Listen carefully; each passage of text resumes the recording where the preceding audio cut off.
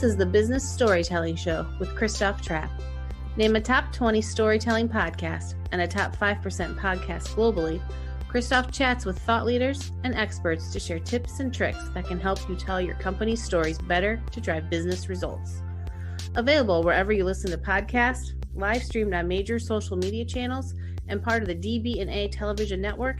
Available on most U.S. television sets and streaming on Roku and Amazon Fire. Here's Christoph with today's episode. Let's go. Let's go is right. Let's get this party going. Business storytellers, hey, how's everyone doing? Today we want to talk about influencer marketing, the next wave of it. And I'm a big fan of influencer marketing. Sometimes we're doing influencer marketing on Amazon.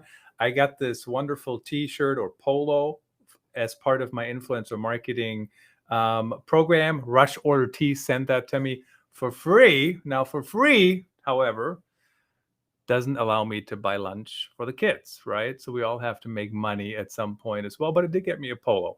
So I'm very interested in always learning more, getting new perspectives on influencer marketing. Who do we partner with? How do we pay them? What do we do? All those different things. So today I'm joined by Jeanette Okwu. She's based in Berlin, Germany, founder of Beyond.One influencer creator influence agency.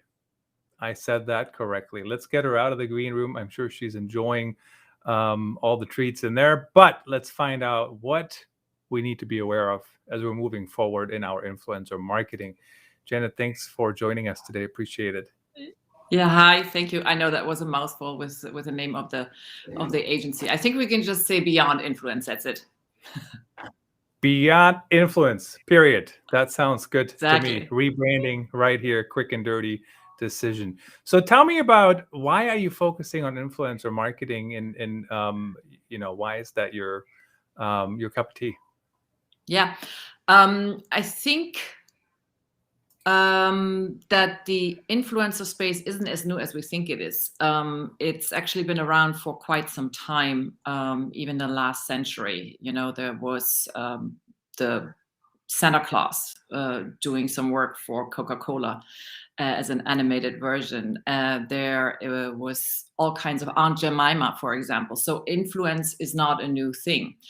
To me, though, the interesting part started with the rise of social media around 2010. A new kind of influencer was given birth to, and that was the social media influencer with the proliferation of the social networks. So when I saw bloggers turning to use the social networks to drive traffic back to their blogs, doing reviews, etc., I felt that something was there. Does that make sense? And you jumped right in. That's been a little bit a while now, and it's interesting too, driving traffic back to their blogs. When I'm thinking of my influencer campaigns and influencer projects, I mean that's barely ever something I do anymore. You know what I mean? It's like it's on Amazon or it's on Twitter or it's on Instagram or whatever. And I do certainly have a blog that works for SEO, but it's interesting how that all has evolved, even in my mind. So what are you currently focusing on? What's the next wave, if I should call it that? I think that we're in the midst of an entire economy that is going to be a big driver in business, so to speak. So as we see, especially since the COVID crisis, or in the midst of COVID crisis, we were all home. We had a lot of time. The media consumption, I'm talking especially about digital consumption, social media consumption, went through the roof. And with it, all of a sudden, social media influencers or content creators, which is another term that I often use, got very busy. Agencies, they had to close their doors, but businesses were still in need for content, for their advertising, for any kinds of things that they would do to continue to do business. So they resorted to, on a mass scale, to influencers or content creators, which basically fast forwarded what I thought would have happened anyway in maybe 2 or 3 or 4 years, that the influencer or creator community will be a very, very solid part within the marketing mix of businesses and marketing strategies. What we do see now, though, is that we have businesses pop up around content creators and influencers to serve them to do their job much better. You know, there's, for example, if you're a freelancer and you are an influencer that cannot make a full living, and you need some money to do your production that a brand might have booked for you, going to the bank and ask for a loan, that may not happen because you're a freelancer. So banks are always hesitant to lend you money.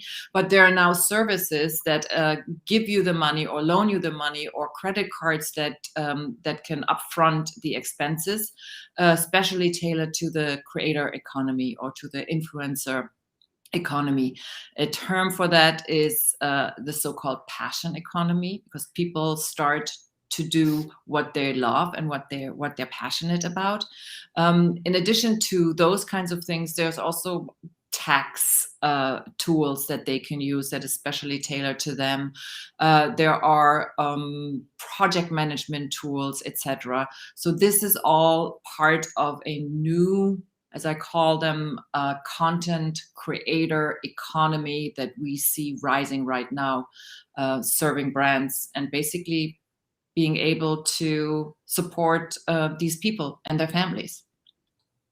So, but making money as an influencer, I mean, it is a lot of work, right? I mean, when you say passion project, I mean, certainly I enjoy what I'm doing here, and I certainly love learning new things. And I use everything I learn on my live streams also in my day job, right? We do live streams and interview experts and whatnot. But making money, I mean, it can be an uphill battle. And especially then once you figure it out, something changes. Some algorithm changes or some network goes away. I am not obviously on OnlyFans, but you probably heard that whole debate, right? And you know, shutting down OnlyFans or adult content on OnlyFans, and they changed the opinion. But basically, the reason I bring that up in this business context is, with one decision, one network just disappears, right? So what tips do you have for creators to kind of weather that storm and move forward? It's the same like with any business that wants to expand. You need to have a distribution strategy. And it's it goes exactly to the point that you're saying, Christoph. If I have a content creator that only focuses on Instagram, that would not be a smart business decision, because you have only one channel that you live off of or could live off of. So smart influencers or smart content creators have a business plan. They have a distribution plan.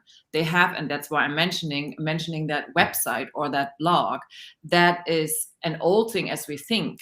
But smart people or smart content creators do have that blog, because the traffic will drive to it, and whatever they sell, you know, if they sell products themselves, or if they sell services or trainings, etc., whatever it is, it's a lot like any other business. And I totally agree with you. You really have to be passionate about what you're doing. Otherwise, you're going to be not successful. It's hard work. I admire actually those people, because they have to endure a lot and still have to be creative. And I don't know, you know, yes, it's hard work, but I think it's also sometimes the right timing. And sometimes it's pure luck. I'll give you an example. In November, I had Jim Fuse and Chris Stone on the show, and they were talking about Amazon Live and whatever. And I've signed up for the Amazon Live program years ago or whatever. You know, I didn't even do anything. And so I listened to them and I thought, I don't know if I need to be doing this. And then I started doing it, and it's been probably my most successful influencer marketing project ever, right? So like the timing was right. I was early. I tried it. I did different things. And, I think that's always important to keep in mind.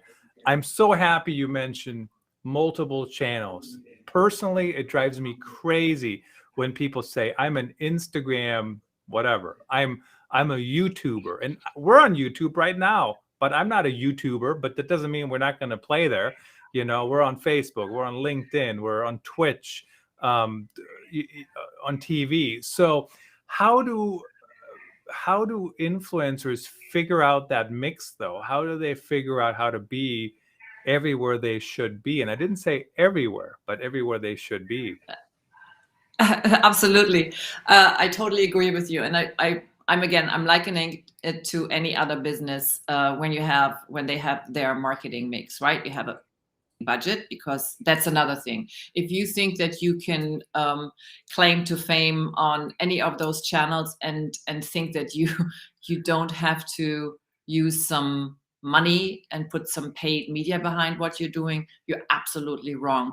Any successful influencer or content creator has to be a marketer in its own right and understand the intricacies of the business, and also potentially take some money in their hands and use it to boost their content, right? And in order to gain a greater audience, or get their content in front of a bigger audience. The decision which channels to use is based on the topic. And then based on trial and error. So I think, and also what kind of time and effort you want to put into a channel. For example, if I take YouTube, a few years ago, just out of interest, I took this YouTube creator test. And it was a 3-month thing where I went through all the details that these YouTube creators had to go through in order to be accepted by YouTube as a content creator. And that expires after a certain time, so you have to redo it in order to be accepted by YouTube. And trust you me, that was so much work. And just for the heck of it, I printed the entire exam out, and it was a stack big like this. And I just went to the basement the other day to go through some boxes, and I found it again. And that was so much work. And imagine that you don't even see that on YouTube, that all these people who make this money on YouTube have to go through a rigorous process of examinations in order to be accepted by the network. I mean, that story is just crazy to me, quite frankly. What's interesting though, what's really hard is the amount of effort something takes does not always equal the result, right? So, for example, David Nguyen, Utechpia on YouTube and Amazon Live, actually shared this publicly, and he said, "Take a look. I made $17,000 on YouTube, and here's how many videos I have, and each video took me 4 hours to edit, whatever, roughly. So hours upon hours upon hours." And he goes, "And now I go live on Amazon Live, and I've made $23,000, $6,000 more, and I don't edit at all because everything is live." So you have to kind of figure out where are those quick wins, what's currently working, what's not working. But coming from a journalism background, like the whole the amount of time and effort doesn't equal the outcome is something to wrap your head around to an extent. So interesting. So go ahead. Just to add to that, taking your Amazon Live example, a smart thing would be, for example, that you tape that, slice it up, and use it on other channels as opposed to reproducing it, right? So you need to be smart about your time and your efforts and how you can basically distribute it. And then also see, maybe some part of that live video works well on this channel, another one on that channel, and you need to try it out and really see. And don't think that once you've tried something out and it works, that it always will work, because algorithms or new change or new features are popping up. So all of that needs to be a constant in your creative and productive life as a content creator.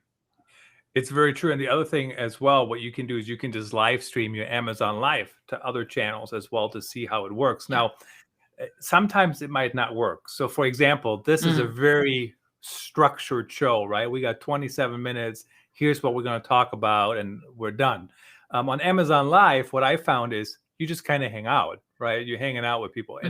And that doesn't always work on YouTube, or that doesn't always work on Facebook. If you're just hanging out and talking about, look at my mic, here's my mic, and okay, here's what it does when I do this. And like that works on Amazon, but it doesn't work on Facebook. The other quick example I wanted to share, when I do Amazon Lives on a product, I also do product review videos. And I actually tried what you mentioned, tried to take it out of my video. And I thought, this is actually more work, believe it or not. So what I did is, instead of just editing it out, I just re-recorded a minute of a video, because it's much quicker than me finding the spot, editing the spot, exporting the spot, uploading the spot. So it's something to think about just as you're doing things. Janet, tell me about your company. Who do you work with? Who reaches out to you? Who are your clients? Like, how do you help people?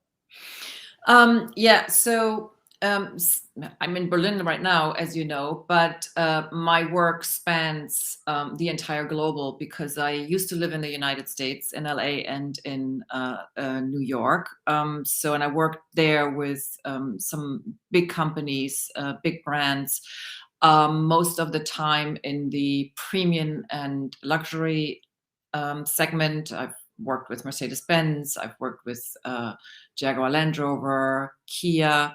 Oh, I detect a theme there. But no, there were also beauty companies, beauty products, fashion, even a pizza company. So it doesn't really matter because the principles are always the same. The creators that are being employed for a specific campaign, though, they may differ because they have different objectives. If you would like to run a campaign on a new product and want to create brand awareness, for example, I would use a macro influencer, for example, with 500,000 plus followers. I need to be careful, though, where the audience sits mostly. If I want to do a tactical campaign, meaning I want to sell products, I would probably go with a lower follower number of a content creator. So I work with a variety of brands on their campaigns, on their different kinds of campaigns. But I also have a very small boutique kind of talent agency where we work with creators in the true sense. They are not per se social media influencers. They do have a craft. And because of their craft, they have amassed a really large amount of followers that like their work. Photographers, for example, or dancers, or architects, or people who work with materials and the hands, like paper flowers, etc. So that's a little side department of what we do. And then the occasional social media campaign that ties into influencer aspects, because you can't always separate those two. Very interesting. And so what's always interesting to me too is, how do companies work with influencers? So I'm not a fan of affiliate marketing until it works. And then when it works, it's pretty awesome, right? I mean, that's kind of a statement, but it's true, right? Because when you can't convert leads or whatever it might be for a brand you didn't know anything about, it's like, it's a waste of your time, right? Because they're moving all the cost to you and you don't make any money. But once it works, like on Amazon, it's like, holy cow, you check it every day, right? It's like, ooh, this is awesome. Like, how do we do more of it? So how do you work with creators and brands? What are your tips? Like, how do you compensate creators, and how should brands think about that? Yeah, it's a very good question, and it's actually, I think it's the core question that I love to talk about. But it's also, the answer to that is a very difficult one, because obviously, if you're a brand, you want to make money. They see this whole influencer marketing campaign spend as an advertising spend. If they want to sell products, there are these two fields. Or sometimes it sits with PR, so there you create awareness, and sales are not that important. It's about awareness. But if more and more companies say, okay, I would like to see what I get back from my money, what do I get for my buck, then they think, okay, I want to sell this lipstick, and with this influencer I spend this amount of money. How much do I get back? How many lipsticks can I sell? The short answer is nobody knows, right? Because there's so many factors that plays into this. To me, for me, when I start working with brands who come in and said, oh yeah, in the end, all that counts is sales and conversions, I have a sit down with them and then give them a little haircut, because it means that you have to explain what this thing actually is, right? If they have, for example, let's say, let's take some famous actor, Keanu Reeves, for example, wear a specific jacket. Do they expect from him that he sells 100 jackets? No. They're using these content creators as a middleman to get to their audience, right? And the guarantee of the sale, and I'm excluding Amazon right now, a sale is not given, because those factors that play into converting are manifold. Time of posting, time of people who see this, competing content, then the message that is being relayed. If brands, for example, insist on copy and pasting brand messaging, which may not resonate with the audience at all, because it sticks out like a sore thumb, because usually the influencer doesn't talk like that. So, and also the fact that promoted content oftentimes doesn't perform as well as organic content. All those things combined make it very difficult to predict outcome. Now, affiliates in that particular field, I agree with you. I think those affiliates, and it may sound harsh, they treat influencers like cattle. And that goes, juxtaposition to what it actually should be. In terms of payment, I know that some brands say, okay, I would like to give either a product or a discount to a product, and then the affiliate link, and they can get a certain percentage of the sales. I don't know, man. I really don't know. So if you hire a photographer to do your beautiful website photography, would you do that to him? No, you would pay him. You would pay the rates that the photographer has, right? So what I would like to see from the industry is that there is a mutual of understanding that everybody provides their craft.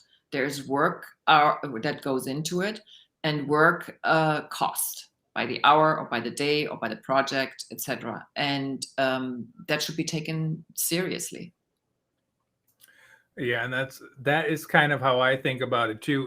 When people reach out to me and they say, can you do a live stream, or can you do this, or whatever, like, there is a flat fee just for, I'm not going to give you an hourly rate. I hate hourly rates. I think they're horrible. But there is a flat fee, because at the end of the day, I have to go turn on my computer. I have to go set it up. I have to go do it. And that's kind of, that takes time. And by the way, I'm the one who set it up, right? If you want to do your own video, go do it, but you're not going to do that for free either. So I'm always a fan of having some kind of flat fee. Not a big fan, honestly, of commissions or anything like that for most brands, because most brands can't even track it. I mean, it's like, it's a pain. And then how do you know? You got 50 deals for commissions, and what do you got to do? Check in with everybody, see if anything has come through.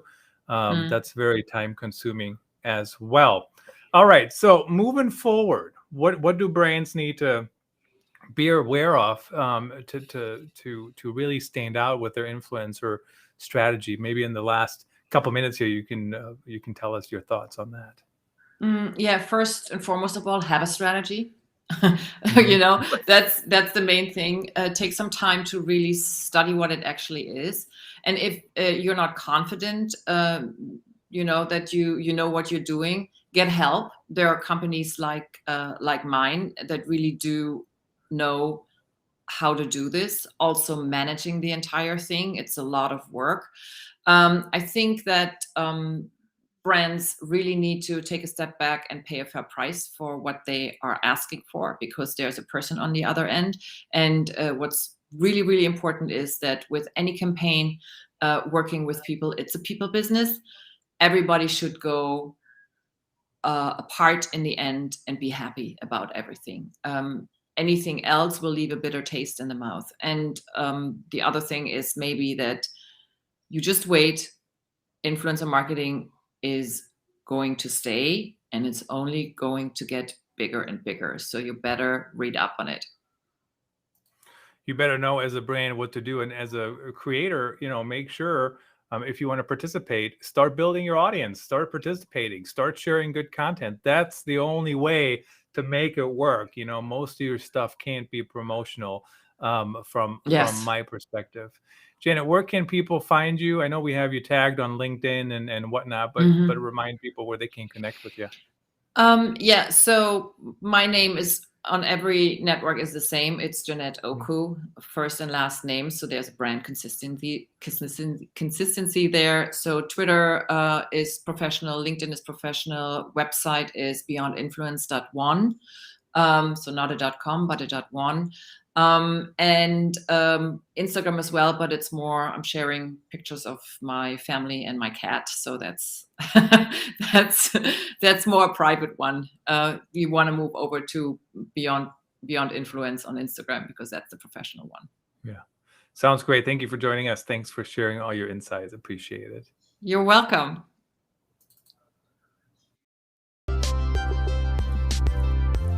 That's a wrap. Thanks for tuning in. Please rate and review our show on your favorite podcast channels. And don't forget to share this episode with your networks. We appreciate you. Until